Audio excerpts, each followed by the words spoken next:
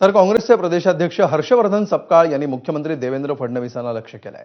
नथुराम गोडसेंनी ज्या शांत डोक्यानं गांधींची हत्या केली त्याच शांतपणे फडणवीस भांडण लावतात अशी टीका हर्षवर्धन सपकाळ यांनी केली आहे। यावर भाजपच्या नवनाथ बन यांनी पलटवार केलाय।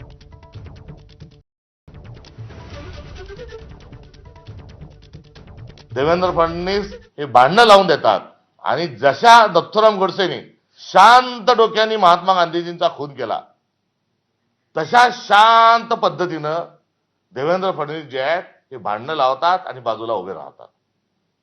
आणि या सर्वांमध्ये त्यांनी हा खेळ खेळू नये आणि लवकर जातनिहाय जनगणना करून आरक्षणाचा प्रश्न हा सोडवावा ही काँग्रेस पक्षाची मागणी आहे आणि भूमिका आहे। काँग्रेसचे प्रदेशाध्यक्ष हर्षवर्धन सपकाळ यांनी देवाभाऊंवर अतिशय खालच्या पातळीची टीका केली।